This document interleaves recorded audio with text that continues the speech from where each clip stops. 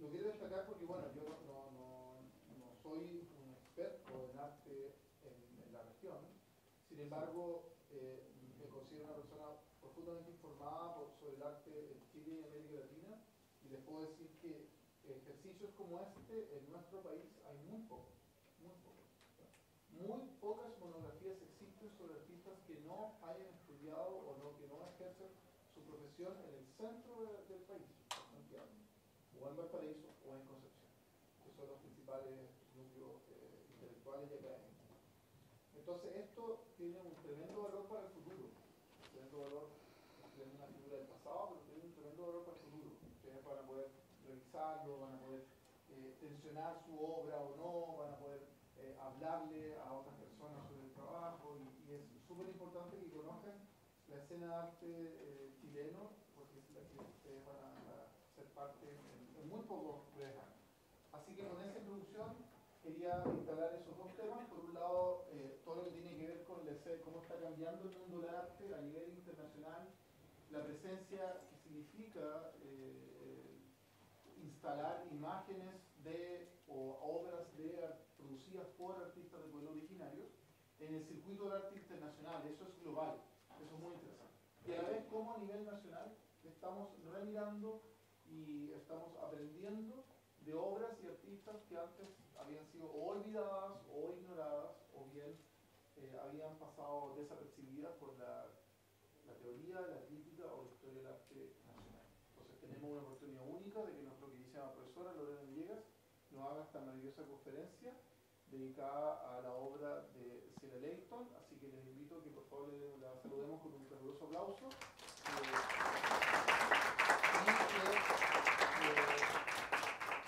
Le dejamos la clase a la profesora. Muchas gracias por... Préstame para acá el libro. ¿El libro se vende? No. No entero.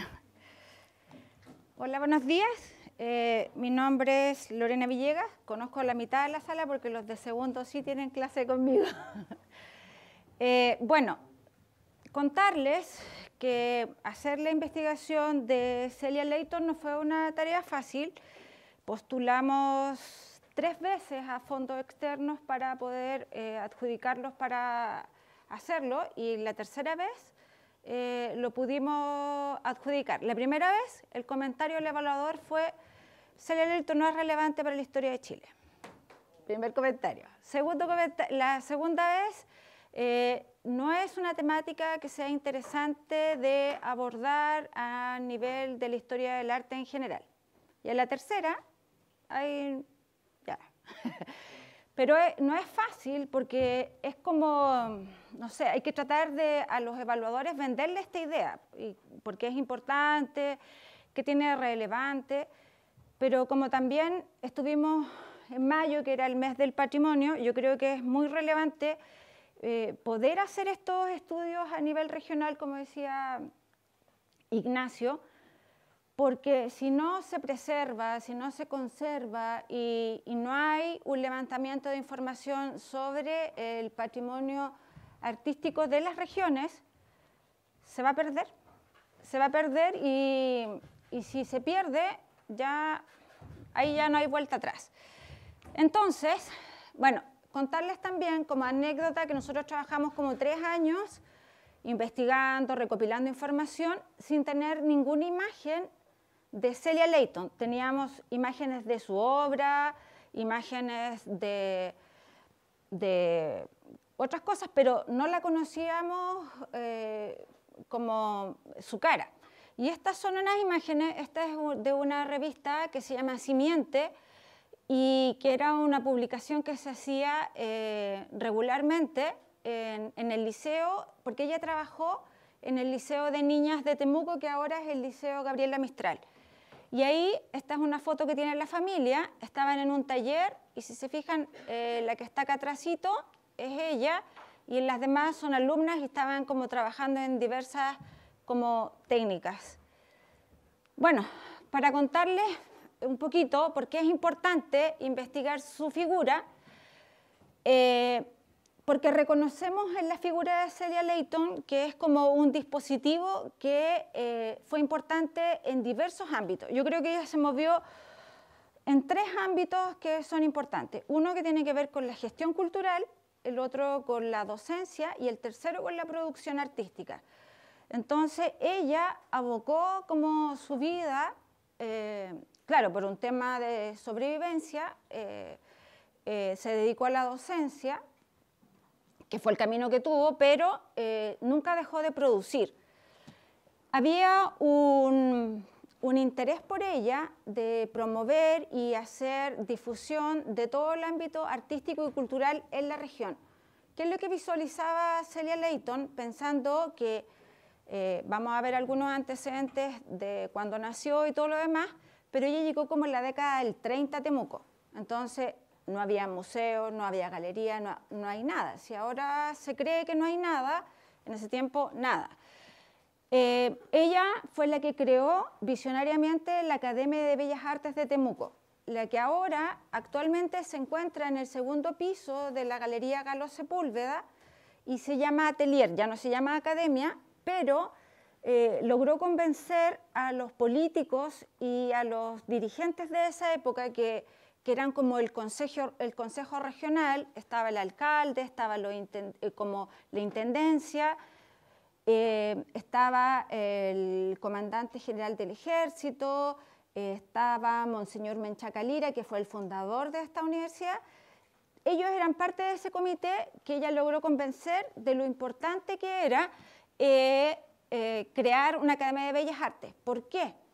Porque ella veía un gran potencial en los jóvenes y niños, y especialmente mapuches, para que se expresaran artísticamente. Fue una fiel representante de la corriente indigenista. Cuando se produce toda la revolución en México, yo diría que es como la única mujer, si es que no tienes otra información, tú que haya trabajado haciendo murales de esa época, la época del 40, el 50. Yo no tengo registro. No, pero acá en Chile no tengo yo. Sí. Y que como el foco de su producción tiene que ver con plasmar las costumbres, las vivencias y la cosmovisión del pueblo mapuche.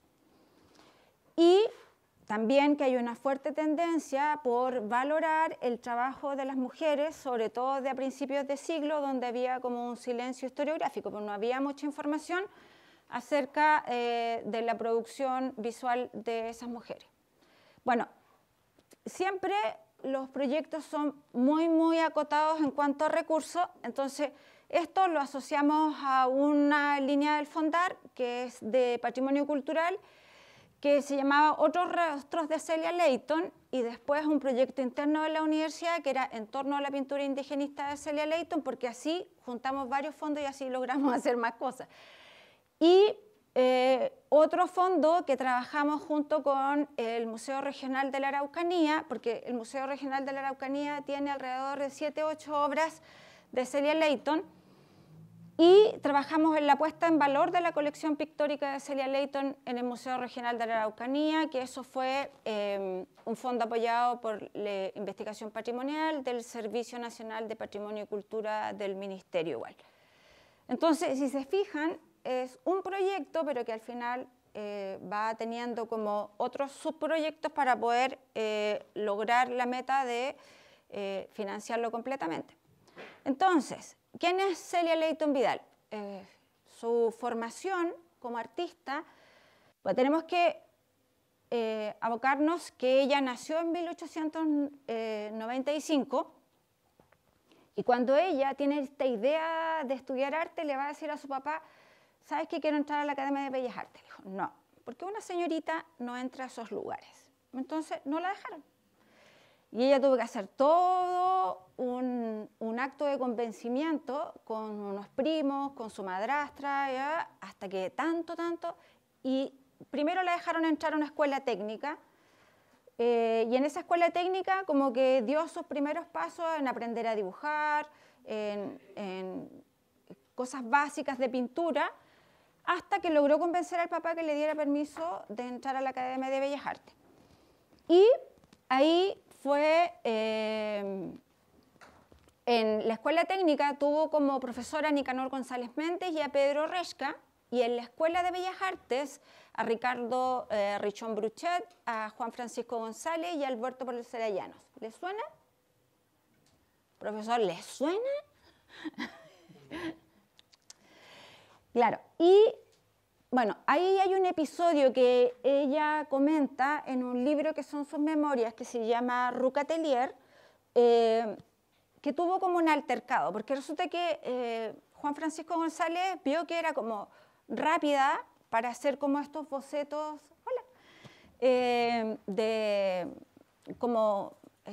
casi etnográficos, muy rápidos, que él les enseñaba a hacer. Entonces decía, captura todo en tu mente y después como que haces los detalles después. Y le llevó a su casa, vio como toda la producción que tenía, entonces como él se movía con la élite, hizo algunos encargos. Pero un día estaba en el taller y ella estaba pintando una especie de Espíritu Santo, este corazón como alado y todo lo demás, y él le dijo que no tenía tiempo para perderlo con ella, y ahí hubo una escena así un poco violenta, y ella después decide dejar la Academia de Bellas Artes. Ahí como que ya no, ella después no fue elegida cuando se fue como esta primera camada de artistas a Europa, y eligieron a la,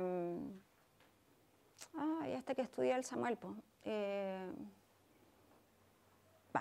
ya, pero me voy a acordar. Y tampoco la eligieron a ella, fue una sola mujer, y dice, ya el arte no es para mí, me voy, y se va a Concepción. Y trabaja alrededor de 9 años en Concepción. Ese deleito tenía un carácter bien fuerte, entonces de otra manera tampoco hubiese conseguido cosas. Y en 1931 decide venir a Temuco.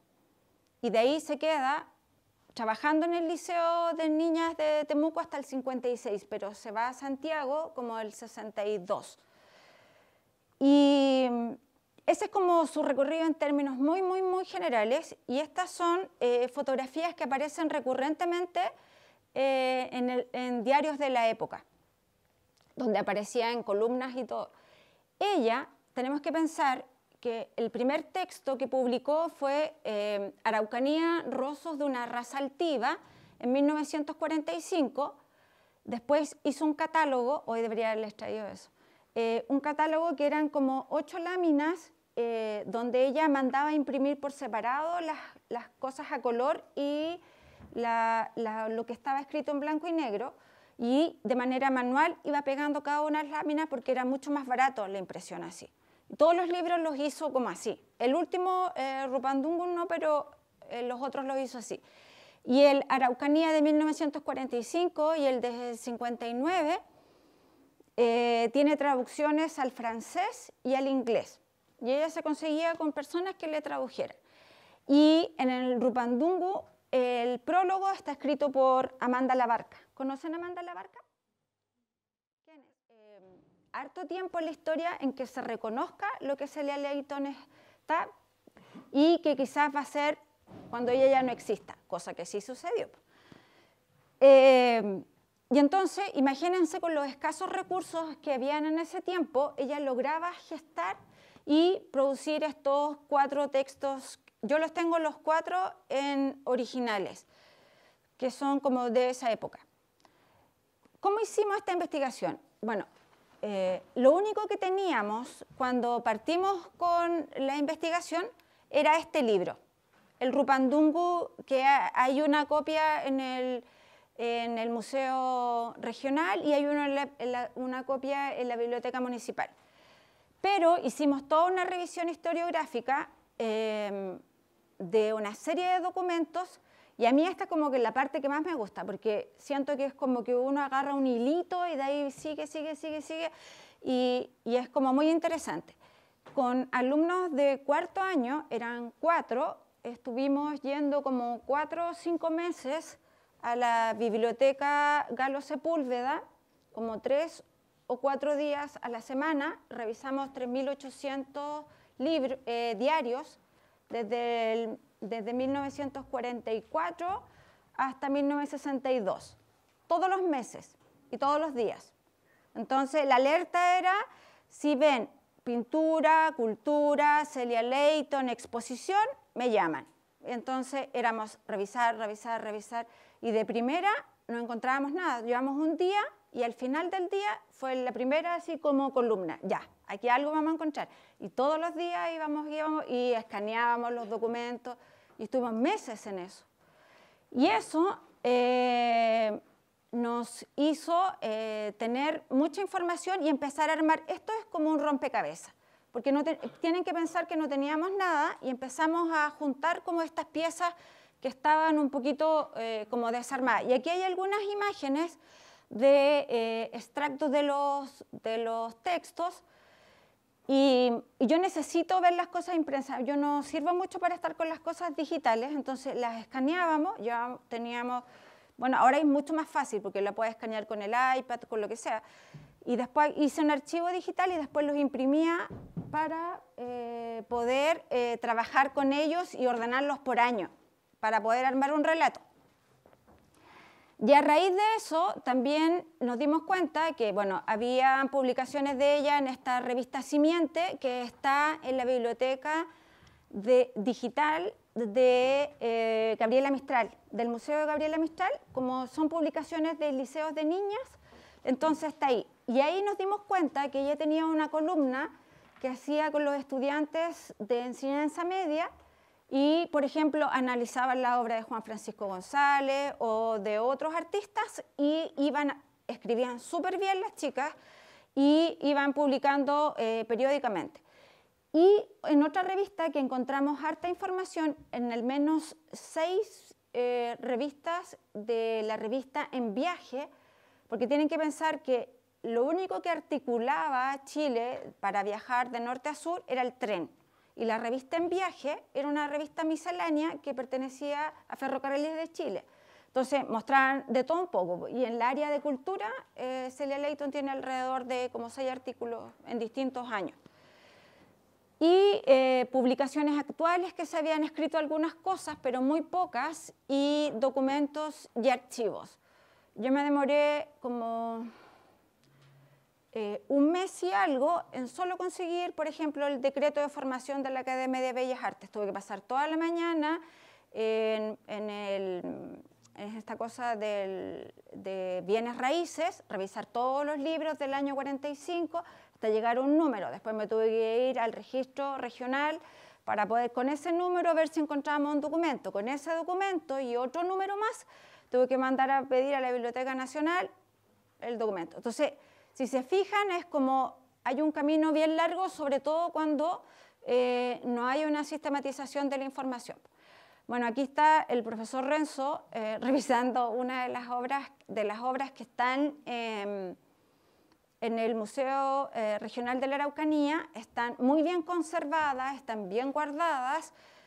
No hace mucho, el año antepasado, hicieron una exposición de Celia Leyton, el año pasado fue.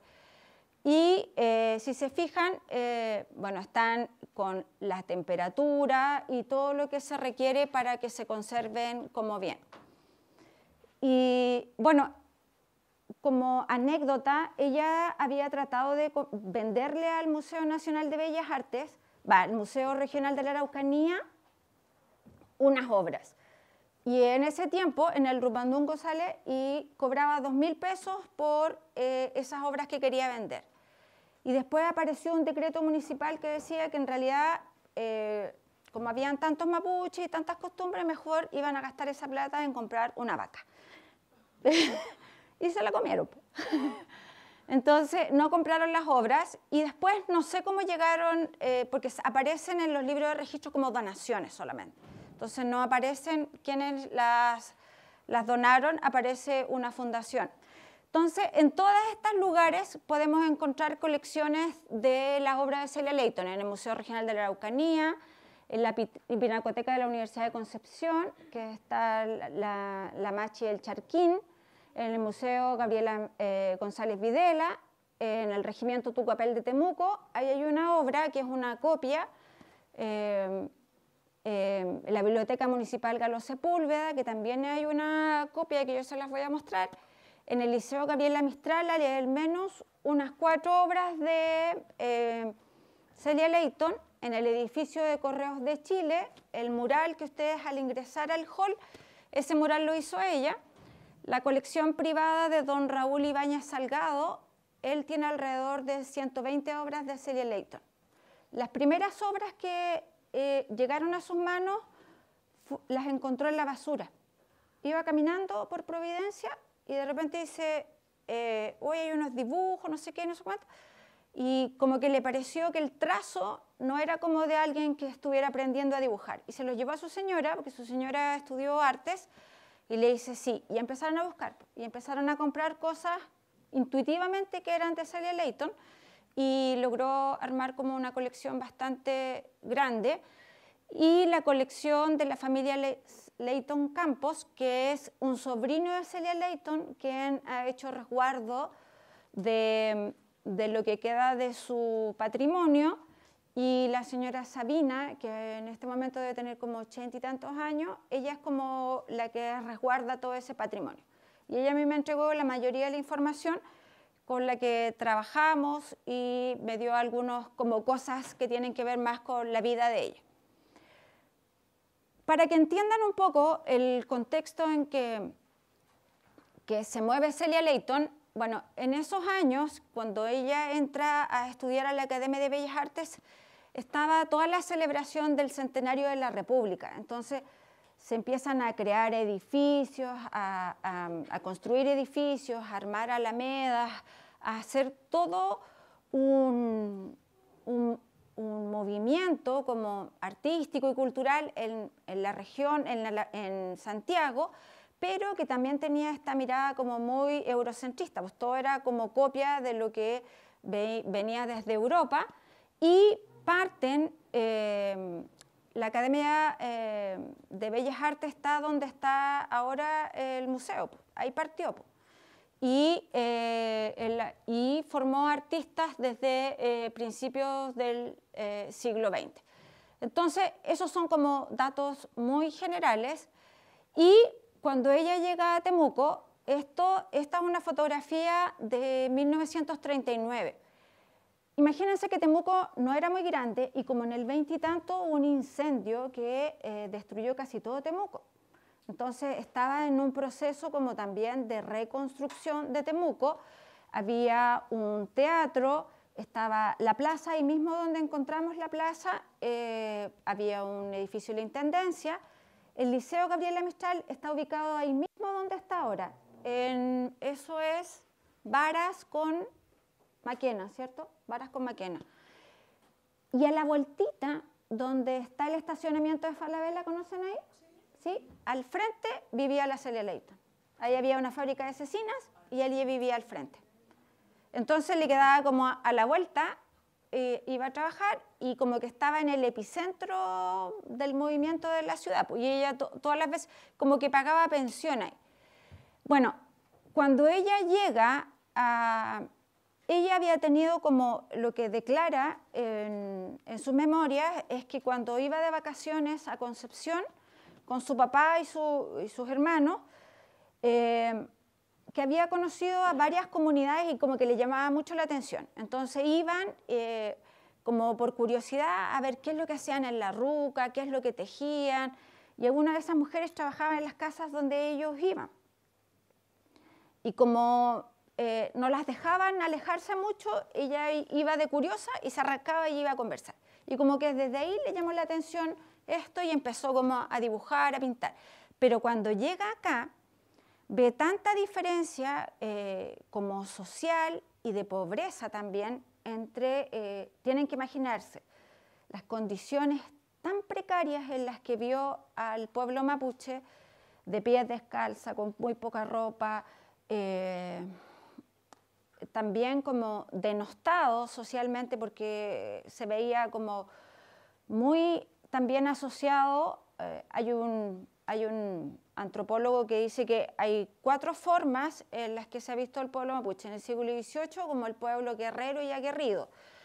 Después, en el siglo XIX, como el flojo borracho. En el siglo XX, como el invisibilizado, no aparecía en los libros de los colegios, que no se enseñaba su lengua ni nada. Siglo XXI, el terrorista. Ninguna es positiva. Todas son como visiones negativas. y de qué manera, y ella empieza a hacer como los primeros acercamientos a las comunidades indígenas yendo camino a Cholchol. ¿Cuánto se demora uno en micro o en bus a Cholchol? 15, 20 minutos si es que no nos encontráramos con ese taco de Pedro Valdivia. Pero 15, 20 minutos porque no es mucho, son 30 kilómetros, 25 kilómetros, no es mucho. Ella se demoraba 3 días en carreta. 3 días y llegaba y las primeras como incursiones que hizo ahí fue en unos, porque fue también una estrategia de la pacificación de la Araucanía, fue que a los hijos de los loncos se les iba a ofrecer que los llevaran hacia la escuela y que en este internado iban a tener alimentación, les iban a enseñar a leer y a escribir. ¿Y qué es lo que hicieron? Separar a los hijos de estos líderes, enseñarles otra cultura, otro idioma. Bueno, no sé si han leído las memorias de Pascual Coña. Él fue un cacique, un hijo de un cacique de Boroa, que le sucedió eso. Entonces generaron una desconexión generacional en las comunidades. Y ella, porque tenía algunos contactos, porque ahí llegó la iglesia anglicana y armaron estos internados, y llegó ahí. Y empezó primero como, oiga, ¿sabe qué? Le pago tanto si usted me deja como hacer un retrato de usted. ¿Ya? Y esa estrategia no le funcionó mucho. Y lo que hizo después es que las vacaciones de invierno, las vacaciones de verano, partió recorriendo comunidad por comunidad, pero conversando mucho con la gente y acercándose de manera bien auténtica hacia ellos. Y no de una manera como una investigadora, así como extractivista, que saco información, me voy y no aparezco más. Ella tenía una visión así como muy horizontal, muy de tú a tú. Y bueno, también en esos momentos, y nosotros revisamos harto en la literatura y en lo que aparecía en los diarios, estaba como esta idea de que la cultura mapuche iba a desaparecer. De hecho, como en el año 48, 50, se hizo una colecta nacional, que después al final nunca se hizo, porque se hizo una colecta nacional para hacer un monumento al pueblo mapuche. No sé qué pasó con la plata, porque el monumento nunca se hizo, y se hizo una colecta a nivel nacional porque el pueblo mapuche iba a desaparecer. Y como iba a desaparecer, había que dejar registro acerca de él. Entonces estaba como esta idea que rondaba, pero... Y entonces ella dice, qué mejor que yo deje plasmado en mi pintura como todas estas costumbres, esta cosmovisión, y porque se empezó a dar cuenta que cuando ella hacía clases en los liceos, empezaba a hablar con las chicas y se enteraba de cosas que comúnmente no le contaban. A que había un baño de flores, que es cuando pasaba de la niñez y tenía la primera menstruación, hacían un baño de flores que se hacía en la noche. Como eran los partos eran directo en el río y de cunclillas, no acostadas. Entonces empezó a darse cuenta de varios rituales que ella desconocía. Entonces eso la motivó a como decir, ya, yo de ahora en adelante me dedico a trabajar solo en eso. Bueno, y acá hay otras imágenes de cómo era la plaza en ese tiempo, en 1940, el Teatro Central, el recinto de la Sofo, que el recinto de la Sofo estaba donde está la Avenida Alemania ahora, y ahora después lo cambiaron para acá. Y el Hotel Continental, que está al frente del Liceo Gabriela Mistral, que se está cayendo, que se supone que, pero está solo la carcasa de eso. Y la Avenida Barros Aranes, que está al frente del Ferrocarriles de Chile, y el edificio que aún está ahí. Bueno, eso es como nosotros separamos en distintas categorías sus obras. Y una de esas categorías son retratos. ¿Y qué es lo que hacía ella cuando recorría estas comunidades? Iba haciendo retratos de los personajes que ahí vivenciaba. De hecho, hay una obra que es de su ahijada, que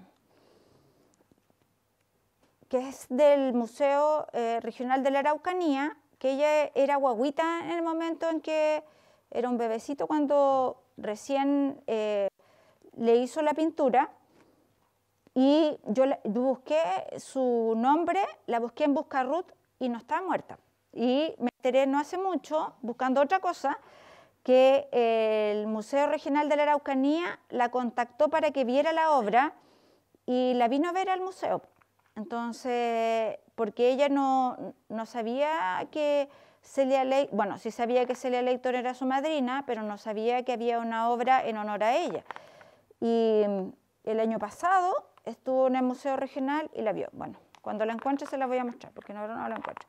Ya. Y estas obras, la mayoría, las 3 primeras son del museo y Güeñén Piñén es de don Raúl. Después hay otra catalogación que se llama Ceremonias y Ritos. La tercera obra, esta es de un guillatún que está en el Liceo Gabriela Mistral.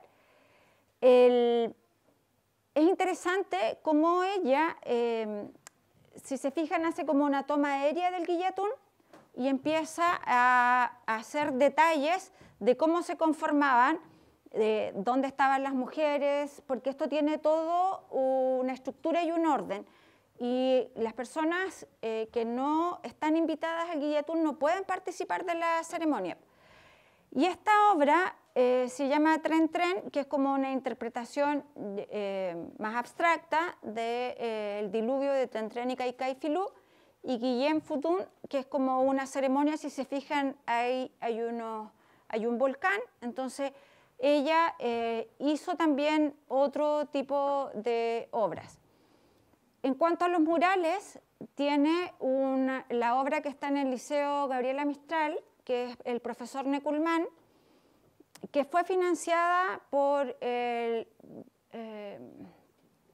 Departamento de Obras Públicas del municipio y le dio 68.000 pesos para hacer el mural. Y ella rápidamente se dio cuenta que ese dinero no le iba a alcanzar porque la hizo con técnica del fresco.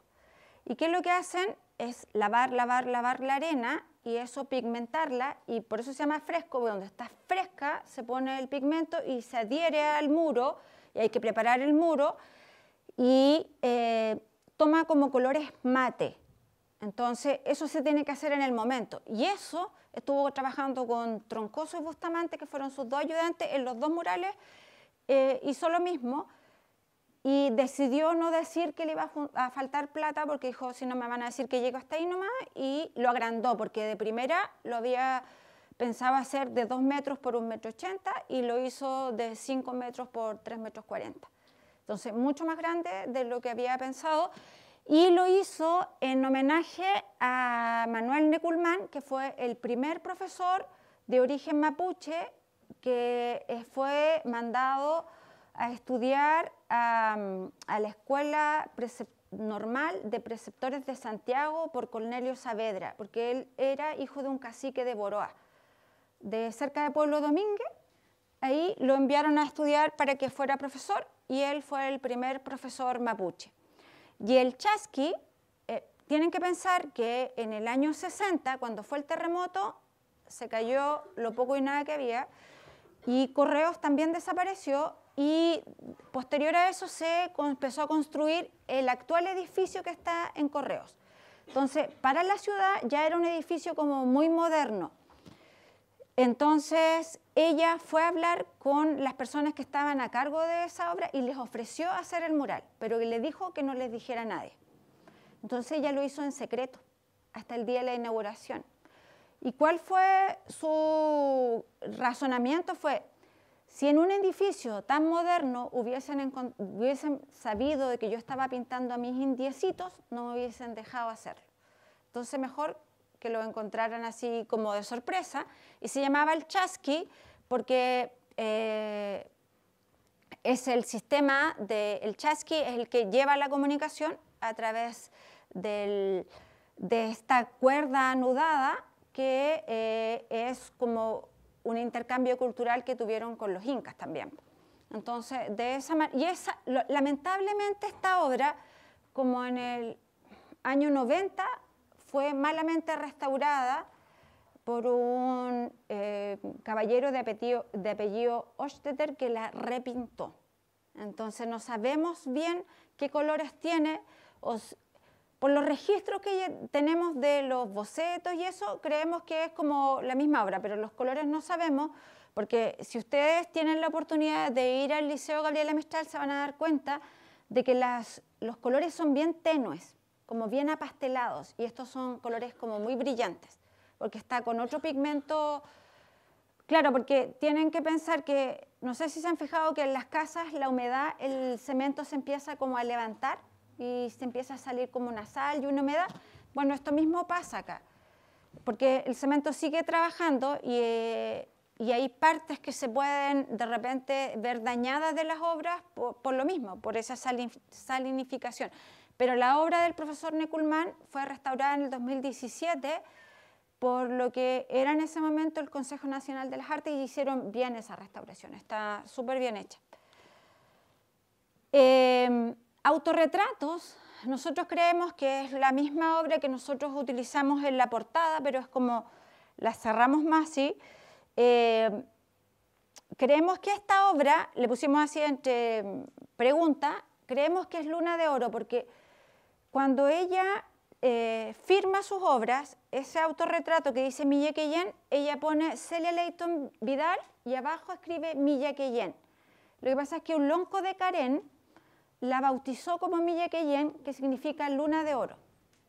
Entonces a ella le gustó mucho ese como sobrenombre y tenía como este conflicto que tenía de identidad un poco ella, porque al leer todos los textos era como, cuando estoy en el pueblo mapuche, claro, soy la Huinca, pero cuando estoy con los Huincas, soy la que le gustan los mapuches, entonces como que estaba ahí al medio. Entonces, y después eso que firmaba con Mille Queyen, como esta doble identidad. Y nosotros creemos que esa obra, Luna de Oro, si se ven, hay unas rucas abajo que aparece fuego, está esta luna con dos regues y dos canelos, es como el nacimiento de esta, creemos que puede ser eso. Y en la obra Rupadungu se llama Paleta Azul, que es ella con la paleta ahí pintando. Y esos son esos tres autorretratos. Y obras de estudios o copias, esta es la nodriza, que está en el regimiento Tucapel, está en súper buenas condiciones, pero ella como que la cortó, porque la nodriza se le ven casi hasta los pies en la obra original, y la cortó. Y Diana la Cazadora, que es una copia de Rubens, esta está en la biblioteca Carlos Sepúlveda, pero está en malas condiciones porque estuvo mucho tiempo expuesta a fuentes de calor como estos radiadores, y la obra estaba sobre eso, y eso desquebraja mucho, y cuando empiezan a aparecer como rayitas, le dicen arañita a las conservadoras, y esa arañita es porque se desquebrajó el pigmento, y eso hace que se pueda desprender. Entonces eso, y tiene unas rajaduras también, porque cuando ella hizo esta obra, utilizó otra forma para impregnarla, la impregnó con leche y otras cosas que la tensó demasiado. Entonces cuando estaba pintando, después al tiempo se empezó como a rajar la tela, se empezó a hacer algunos orificios. Y la Virgen con el niño, eso está en la casa de la señora Sabina, y también está como en muy buenas condiciones.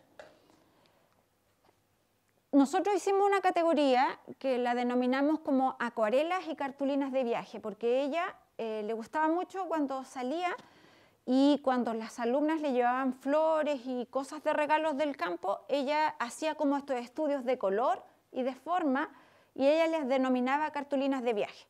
Entonces por eso le pusimos cartulinas de viaje, y son algunos paisajes, como que todo eso que eran como estudios, y la señora Sabina tiene muchas de esas obras en tamaño chiquitito, así como de 20 por 25, que es como tamaño carta, muchas de esas obras. Y de hecho, yo he ido como unas 6 o 7 veces a hablar con la señora Sabina, ahora la voy a ver para saber cómo está, pero me dice que buscando una de las cosas que tenían en la parcela, encontraron un palo de escoba y en el palo de escoba estaba enrollado el boceto de otro mural que ella tenía pensado hacer en Rucatelier. Y como para que no se arrugaran y se rompieran, lo enrolló en un palo de escoba. Entonces, de la forma más insólita se guarda. Este catálogo aparece este autorretrato, que es Milla Quellén, que es el mismo retrato que les comentaba el profesor Ignacio, que se fue a la Bienal de Venecia. Yo creo que una de las cosas más lindas que nos ha pasado en este trabajo que nosotros hacemos es esto, porque imagínense, pues, Celia Layton decía, ella reconocía que su trabajo no era bien valorado. Vendió muy pocas obras cuando ella estaba viva. Trató de donar sus cosas a la Universidad de Chile, se las rechazaron. Trató de hacer muchas cosas y le costó mucho llevar a cabo toda su vida artística. Y ella murió en 1975. Y tuvieron que pasar, ¿cuántos años? Casi 48 años para que fuera una bienal, una obra de ella. Entonces, a mí me llamó una persona que trabaja cuando vieron el libro, que trabaja en el Museo Nacional de Bellas Artes, y me dice, ¿tú sabes dónde está esta obra? Por esa obra. Yo le dije, sí, yo sé dónde está. ¿Tú me podrías contactar porque queremos adquirir esa obra? Y yo le dije, sí, pero como es una persona de edad, déjenme conversarle a mí primero, porque si no va a pensar que es una estafa, porque los viejitos decían, ¿y por qué me llaman? Sí, seguro que es del museo. Entonces yo hablé con la señora Sabina, le dije, señora Sabina, lo que quieren es comprar la obra. Bueno, si quieren, yo se las puedo regalar, dijo, sí, yo quiero que ella esté ahí. Yo le dije, ¿sabe que es súper importante que ella esté ahí? Porque si está ahí, va a ser parte de la historia del arte en Chile. Si no está, no va a estar ahí. Porque si ya estaban invisibilizadas tantas mujeres que crearon en esa época, dije, va a ser súper relevante. Bueno, y todas estas cosas que son como del Estado igual se demoran, y se demoraron alrededor de un año en concretar la compra y pasar como la documentación y todo. Pero se logró. Y como son las cosas de la vida, cuando vino este curador, no hacía tanto tiempo que estaba la obra y la habían colocado como yo siento como una especie de bisagra entre la obra que se generó como a principios del siglo de mujeres y la obra contemporánea. Estaba justo como al medio ahí. Y ahí después se la llevaron. Entonces creo que ha sido una de las cosas como más bonitas que han pasado con esto de alguien que nosotros sabíamos que no era conocida. Bueno, y esta obra el museo igual se encargó de restaurarla, porque si se fijan aquí se notan ya que habían unos pliegues, y ella quiso retratarse, y hay hartos elementos como simbólicos, el trapelacucha, el trarilonco, las cintas de colores, porque todo tiene un significado, el color de las cintas, si eres casada o soltera, cuántas filas tiene, se me olvidó el nombre, el que se usa en la cintura, ya, pero dependiendo de la zona y del lugar, la iconografía de esta faja va cambiando y también tiene un significado. Y se llama el lucutué, que es un elemento simbólico de la cultura mapuche, y lo que está en el canasto son las flores del canelo. Y acuerden que ¿saben lo que significa el color azul dentro de la cultura mapuche? Es el kimun, la sabiduría. Entonces, todo está como conectado. Y por eso quisimos como colocar un poco más en valor esta obra por el significado que ha tenido en relación a como revalorar su trabajo.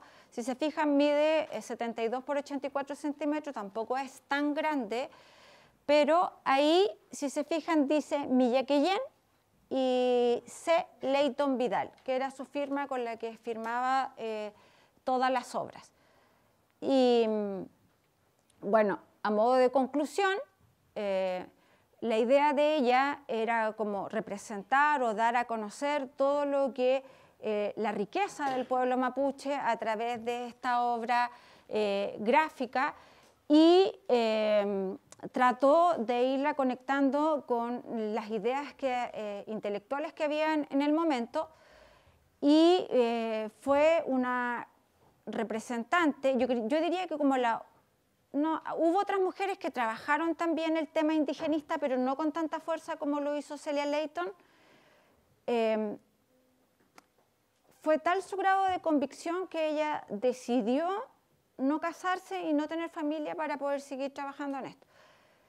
Según la señora Sabina, esto es off the record, ella se enamoró del hijo de un lonco y ahí estaba prohibido casarse con el hijo de un lonco, tanto para él como para ella. Entonces, como que ese amor era imposible. Y su obra se transforma en un dispositivo político que instala en el imaginario colectivo el resguardar la identidad del pueblo mapuche que ella valoró. Entonces, ¿cuál es la importancia de poder hacer el rescate de esta obra? Antes de que nosotros trabajáramos con las obras de Celia Layton, se sabía que estaban, pero dispersas. Cuando uno las logra, nosotros, imagínense que logramos catalogar como 150 obras. En el libro no están todas y nosotros las separamos por color para poder irlas diferenciando en esas categorías que yo les digo.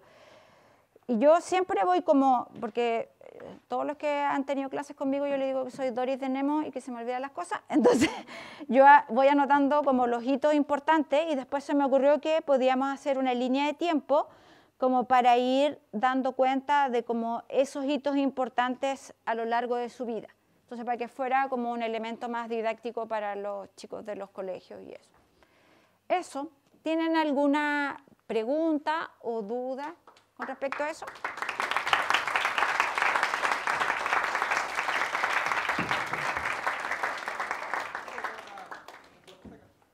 Primero, bueno, antes de darle la palabra al estudiantado, que es muy importante que participen y hagan todas las consultas que quieran, quiero felicitar nuevamente por la investigación que se realiza, que podamos tomarle el peso al impacto que la investigación tiene, que eso es aleatorio, es accidental que un curador internacional haya visto y seleccionado esa obra, porque la puede haber visto pero no la puede haber seleccionado, y eso es el impacto global que va a tener en el futuro de la historia del arte es altísimo, producto de su inserción en circuitos internacionales. Entonces eso es un accidente que ocurrió, pero viene antecedido de todo lo que se ha hecho en investigación y lo que permite que esa obra esté ahí y sea valorada por la colección. Quiero además reconocer que existieron una serie de características muy específicas de esta investigación, que es la pasión que los académicos tienen por la escena artística que de acá, o sea, son académicos de la universidad que ejercen una función de enseñanza, pero que a la vez están vinculados con la escena, entonces son directores de galería, hacen clases de extensión, entonces tienen un compromiso profundo con la historia cultural de la ciudad. Y eso hace que la investigación tenga también un carácter como de pasión, de compromiso, de emoción y todo. Y también reconocer que hay un coleccionista que es bien significativo. Si hay 150 obras catalogadas, hay 120 que son de propiedad de una persona que se apasionó por el artista y que decidió invertir de sus recursos para guardarla, para tenerla, para admirarla, y eventualmente habría que hacer un esfuerzo porque esa colección, como lo han hecho otros países del mundo, como lo hizo Francia, por ejemplo, cuando decidió que toda la obra de los impresionistas era del Estado francés, como lo hizo México cuando decidió que toda la obra de los muralistas era del pueblo mexicano. Ese coleccionista del Estado chileno tiene que hacer un esfuerzo por conversar con esa persona para decirle que eso tiene un tremendo valor patrimonial para todo el país. Entonces yo creo que hay una serie de factores que son súper interesantes al momento de calibrar la importancia de Celia Layton y reconocer además el esfuerzo de lo que significa pasar días y días en búsqueda de información, en medios de comunicación, que bueno, todos los días estás buscando y diciendo lo voy a encontrar, lo voy a encontrar, lo voy a encontrar, lo voy a encontrar. Entonces yo creo que eso es muy importante. Y por último, señalar que desde mi punto de vista, además de que esta obra sea parte de una colección pública, que es de propiedad de todos nosotros, como el Museo Nacional de Bellas Artes, el libro les permite a ustedes, hoy, artistas jóvenes, artistas de formación, futuros pedagogos de la enseñanza del arte visuales, personas que van a estar con sus familias hablándoles, mira, yo estudié arte visual acá en Temuco, interpretarla con sus propios ojos, con sus propias palabras, decir, mira, sabes que esta obra me parecía interesante, por esto, por esto, por esto. O sea, es responsabilidad también de ustedes, al igual que es responsabilidad de nosotros como historiadores del arte, ponerle a disposición y reconstruir de la mejor manera posible la historia y el pasado. Es responsabilidad de ustedes hacer que ese pasado tenga vida, o sea, hacer que ese pasado se active, que se relacione, que ustedes saquen, que se apropien de la obra de Sierra Leighton, que la citen, que la transgredan, que la transformen en performance, que hagan collage. Todo eso es parte de que el patrimonio es algo vivo, no es algo estático, sino que depende siempre de la manera como ustedes interpretan y lo traen al presente. Y eso es lo que le da vitalidad muchas veces al pasado, que nosotros pensamos que está ahí quieto y tiene un valor. No, el valor se lo damos nosotros todos los días cuando lo estamos mirando y lo estamos interpretando y estamos, bueno, moviendo el piso y diciendo, bueno, ese mural, ¿qué pasa si yo lo voy a intervenir? ¿Qué pasa si ese mural hago una acción allá? ¿Es un espacio público, edificio de correos? ¿Qué pasa si yo reconstruyo esta obra? Etcétera. Voy a visito los lugares que ella visitó y los visito de nuevo, etcétera. Entonces hay mucho por hacer y eso es responsabilidad de ustedes como artistas jóvenes que están en proceso de insertarse en una escena regional, nacional y por qué no decirlo también en el futuro internacional.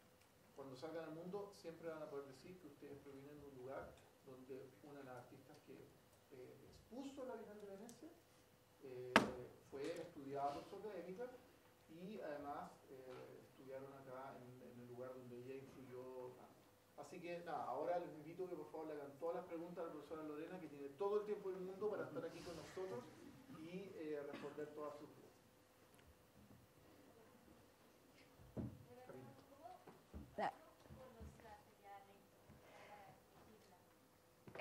Lo que pasa es que, bueno, yo trabajé con Alex y con Renzo y ellos dos hicieron una exposición donde se reunió como obra de la región, del Museo Regional de la Araucanía y lo que tenía de colección la pinacoteca de la Galería Bacá de la Universidad.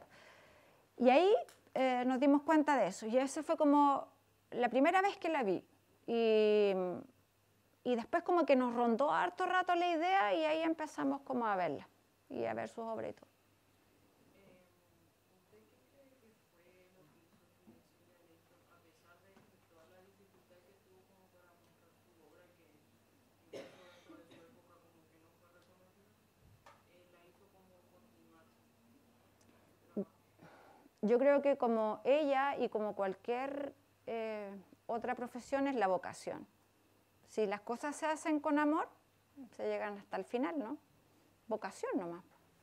¿Usted? Primero que nada, está súper frustrado, de verdad, me parece que de verdad mucho esmero y me preguntaba eso. ¿Algún punto hubo un momento que le dijeran, no, esto no va a salir adelante porque veo que lo intentaron 3 veces con los fondos, de que la información era escasa y que tuvieron que buscar así, o sea, súper complicado buscar información? O sea, ¿cómo estuvieron de ánimos para continuar con el trabajo? En un principio era como así, pues. Claro, porque lo intentábamos, ya, pucha, ya no salió. Ya, pero cuando empiezas, yo creo que a encontrar otras cosas y a ver cómo, ya, puede ser que sea posible, sí, ya nos funcionó un proyecto que era como el más grande, que es del ministerio, que da un poquito más de plata, y dijimos, ya, démosle. Y claro, hay veces que te ves como, porque lo que pasa es que igual en la universidad, el hacer investigación, si bien nosotros es una de las cosas que se espera que hagamos, ocupa mucho más tiempo del que se cree que se debe requerir, porque uno termina trabajando muchas veces muy tarde en la noche, los fines de semana, los feriados, las vacaciones, porque es así, falta tiempo, siempre falta tiempo. Pero yo creo que también pasó que pasaron, no sé, cosas como especiales que hicieron que las cosas tomaran un curso.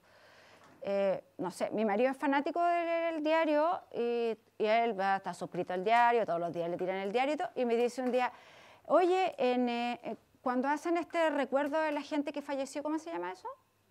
el obituario y me dice, oye, la Celia Layton salió en el obituario. Y yo, ¿por qué no vaya a molestar a tu abuelita? ¿Cómo va a salir la Celia Layton en el obituario? Sí, sí salió en el obituario y me lo va a mostrar. Y de verdad, pues, estaba en el obituario.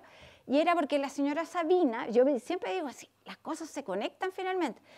Y aparece el nombre de la sobrina. Y yo, taca, taca, taca, empiezo a buscar a la sobrina, trabajaba en la Universidad de Chile, ta, ta, ta. Listo. A la otra semana ya estaba en Santiago. Porque sí, pues, sí es como un hilito, buscar un hilito y ahí eso. Y ella me dijo, no, voy a ir con mi mamá porque yo en realidad trabajo como académica, no estoy tan vinculada a las cosas, estas son como cosas de mi mamá, yo lo voy a dar con mi mamá. La señora, un encanto. De verdad, a ver, tiembla o dicen que hay temporal y te seguro que me va a llamar. Lorenita, ¿es verdad que hay mucho temporal en Temuco? Es muy, muy amorosa. Pero sí, yo creo que las cosas, como que la vida se encarga de ordenarlas de repente. Sí. Pasaron cosas muy simpáticas ahí. ¿Qué fue lo que le llamó la atención de Celia Layton al punto de querer investigarla tanto, de llegar a tanta profundidad a conocerla? Como esa, yo creo, como abnegación y obsesión por lograr las cosas. Porque fue muy constante, aunque tenía todo en contra.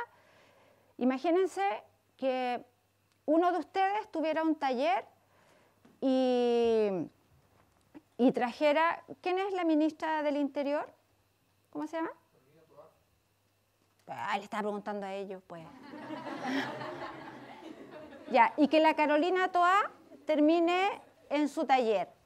Ella era tan busquilla, porque el tema este de las tierras y todo ya tiene su larga data, y en esos tiempos había un ministro de tierras, estoy hablando del 57 más o menos, y vino el ministro de tierras a ver algunos temas que habían acá y terminó viendo la obra de Celia Layton en su taller. ¿Cómo lo hizo? Ni idea, pero ahí estaba el hombre, parado en su taller. Me llama la atención de la forma que empezó simplemente con querer estudiar bellas artes a terminar formando contactos y después de los contactos terminar con dentro del pueblo mapuche tan introducida, tan metida. Porque también se dio cuenta que había tanta desigualdad y la riqueza que tenía, o lo que ella lograba visualizar, que había una tremenda riqueza que no lograba verse por todos estos prejuicios sociales que había. Entonces ella por eso lo tomó como una bandera de lucha.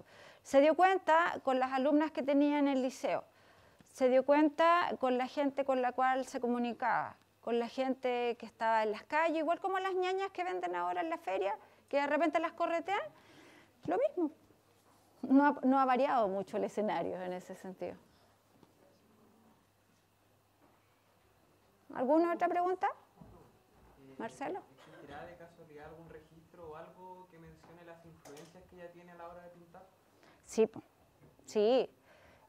Bueno, Juan Francisco González fue una tremenda influencia para ella en términos técnicos y como las primeras temáticas, pero después con toda esta corriente que se produce del muralismo en México también es algo que influye bastante. Chaquín, ¿tú levantaste la mano? Tengo una pregunta respecto a, bueno, la obra de Celia. Dentro de los descubrimientos que ella hizo como pintora al representar el paisaje del pueblo mapuche, paisaje entendiéndolo como todo el cotidiano, ¿cierto? ¿Ustedes pudieron encontrar algún tipo de, o sea, como una identificación o identificar ciertas identidades territoriales del pueblo mapuche dentro de sus pinturas? Como elementos. ¿O como lugares específicos, dices tú? Yo diría que sí, porque bueno, ella trataba de estar como en todas las zonas circundantes a Temuco y le gustaba mucho ir como para el lado de, bueno, de Cholchol y como para el lado de Loncoche, como en esa zona. Recorría bastante como esa zona y a mí lo que me pareció como muy bonito era como esta conexión que ella hace con las mujeres, con ritos que son específicos de las mujeres y cómo ella los comentaba, porque acuérdate que eso era como bien cerrado, todo este tema de la menstruación, de los ciclos y todas esas cosas eran cosas que si las mujeres convencionalmente no hablaban mucho, ella logra insertarse en ese tipo de conversas que tienen que ver más con el género femenino y sí, yo creo que sí da cuenta de elementos que son muy particulares entre una zona y otra. ¿No lograron identificar ustedes como investigadores? Es que no fue un tema así como tan puntual. Quizá, no sé, después puede ser que sea un poco más relevante, pero en ese momento no. Gracias. ¿Ves que tenemos egresados ahí? ¿Quién más? ¿Te puedo hacer una pregunta entonces? Sí. Buenas tardes, yo soy, bueno, fui ayudante tuyo. Sí, pues. ¿Hace cuánto? ¿15 años? No tanto, yo no soy tan vieja. Casi. Somos muy jóvenes. No, te quiero agradecer, conozco este proyecto desde antes que saliera el libro, con el trabajo de Samuel, de Arcos, que también estuvieron colaborando en esa época, el Renzo. Te quiero agradecer por el trabajo, no es fácil hacer investigación acá en Temuco. Es curioso porque estamos en una época de florecimiento de las artes en Temuco. Hay que pensar de que si esto corresponde ya hace más de 70 años, ¿qué es lo que queda para las obras más recientes, ¿no? De los 90 y lo que está pasando actualmente? No hay investigación al respecto. No. Lo que está pasando en la investigación más interesante en Temuco está fuera de la universidad. Eso me parece alarmante. No es un fenómeno reciente, sino que es un fenómeno paulatino y progresivo desde hace un tiempo. Entonces, te quería preguntar a propósito de, recogiendo algunas de las otras preguntas, ¿cómo te sientes investigando desde esta carrera de arte? Si te sientes que estás en un espacio donde te sientes apoyada, porque más allá de los circuitos internacionales que siempre se apunta, con un espíritu muy pueblerino, ¿no? En Temuco hay una escena y está alojada una tradición sumamente importante, y que muchas veces incluso se ve muy presente el extractivismo académico santiaguino, ¿no? Que muchas veces viene para acá, en fin, y se instala y busca recrear propias lógicas. Entonces, en ese sentido, ¿cómo has sentido este proceso? Me imagino que hacen falta muchas investigaciones y si sientes el apoyo, además lo pregunto como egresado y también para mis futuros colegas. Y felicitaciones ante todo por el trabajo y de persona y todo. Sí, yo siento el apoyo porque nosotros, cuando se sabe que alguien está trabajando en algo, está la flexibilidad para moverse y hacer todo lo que uno requiera hacer. Si necesitamos de repente estar todo el día afuera porque estamos catalogando cosas, uno avisa nomás y listo, sale. Entonces, en ese sentido, no es como otras instituciones que hay que pedir un permiso, que al jefe, que no sé qué, que el día no sé qué. Eso acá no existe y en ese sentido es como muy flexible. Claro, a uno le gustaría, como en todos lados, que hubiesen más recursos, pero ya estamos acostumbrados a eso. Es como, bueno, el otro día nomás estuve viendo un instituto que se llama NITES, de estudios inter y transdisciplinares en la Chile, y ni siquiera tienen la conformación de eso como personalidad dentro de la universidad, así que nosotros tan mal no estamos. Y se demoran meses en darle un correo electrónico y a nosotros se demoran media hora, así que tan mal no estamos. No, yo creo que sí, hay mucho por hacer. Y nosotros ahora estamos en otro proyecto ahora que tiene que ver con, no me acuerdo muy bien el título, pero estoy trabajando con el Carlos y la Catalina Mena en ver un poco los intereses, las prácticas, las metodologías y los modelos que los egresados están teniendo en su producción visual. Entonces, porque hay como marcadas temáticas que tienen que ver con lo territorial, de género y así un sinfín de intereses que son variados. Sí, pues, falta harto por hacer, pero ojalá hubiese más gente que estuviera interesada en hacer investigación porque se demora mucho, si esta cuestión es lenta, es muy lenta. Y para abrir nuevas vías de investigación, por ejemplo, porque, insisto, Celia Leighton ya tiene un año, o sea, tiene un periodo bastante largo, estuvo votada, básicamente, y ahora, actualmente, ¿cómo ves que siguen las líneas de investigación en la carrera? Si sientes que se están abriendo esas líneas de investigación que estás comentando, ¿es una posibilidad profesionalizante para los y las estudiantes? Sí, pues, sí se están abriendo y también se están abriendo otras miradas que tienen que ver y que son propias del crear, cosa que si tú lo llevabas hace 15 años atrás no existían. Entonces, faltan cosas por hacer, pero al igual que la Celia, están las ganas por hacerlo, así que no hay que perder las esperanzas. ¿Quién más? Yo quería preguntar sobre el tiempo de trabajo que da una investigación. ¿Cuánto? Nosotros estuvimos ahí como 4 o 5 años antes de que se publicara el libro. Eso que y es irreal porque nosotros partimos investigando antes de que nos adjudicáramos los fondos por amor al arte, porque nadie te paga nada. Entonces ya teníamos algo avanzado con el proyecto del museo, con otras cosas, teníamos algo avanzado.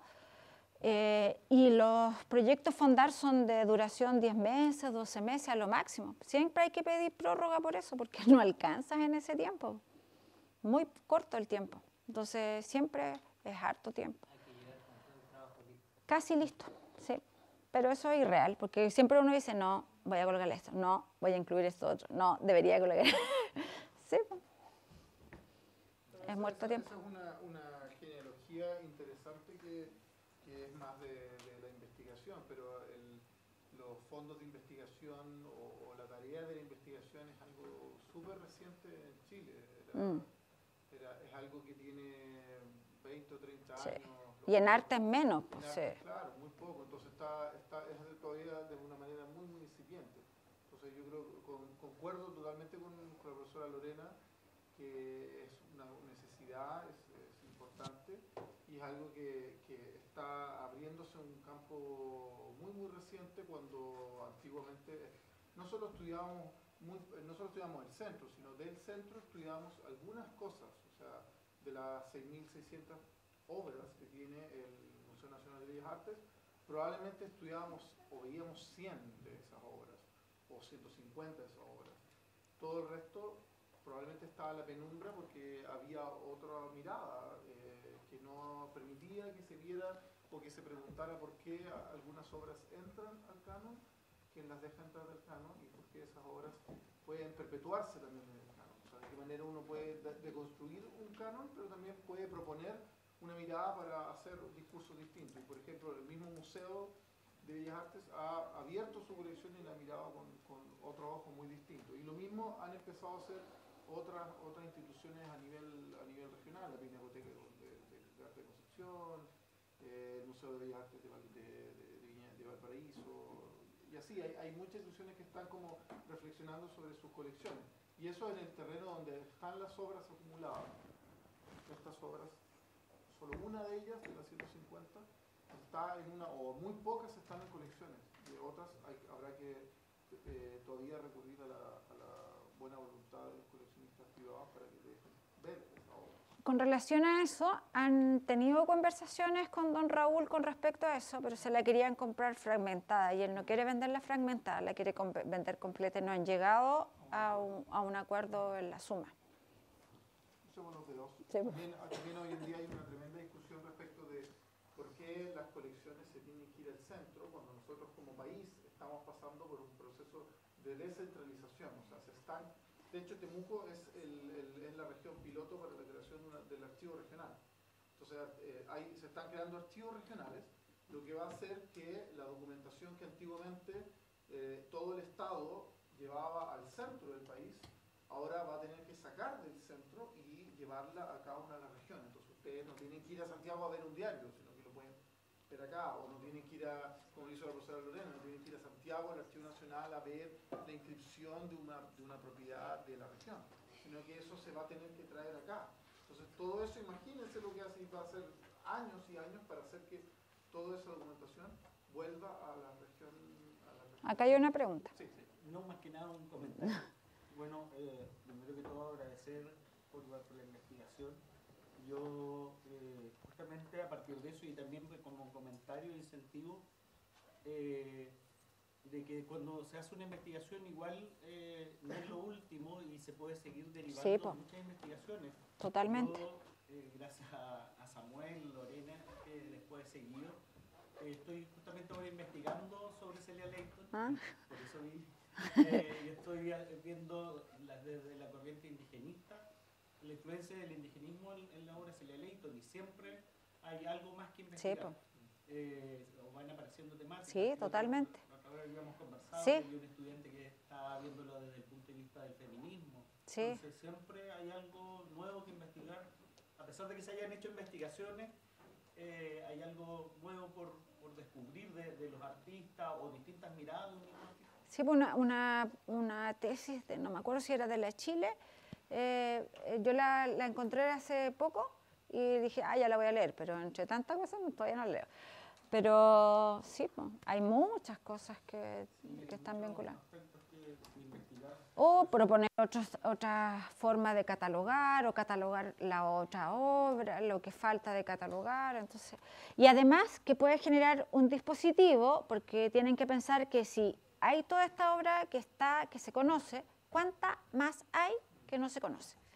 Ese es... Debe estar escondida en algunas casas. Bueno, sí, perdón. Tenemos la consulta de que si ella como autora, dentro del contexto de la época, cae en el arte político o en la crítica sociocultural del momento. Sí, totalmente, por eso no podía vender. Ella fue una vez a una exposición a la Sofo, bueno, la Sofo estaba allá antes, y bueno, ustedes saben cómo se da el contexto de la Sofo, van los animales, el rodeo, toda la cosa, y ella estaba muy, muy molesta porque no vendió ninguna obra, y uno de los caballeros dijo, ponle vendido para que, no, yo no voy a andar mintiendo, dijo. Y después dijo, y tan cabezadura yo, ¿por qué me fui a meter entre medio de las vacas si yo nunca me debería haber venido a meter acá?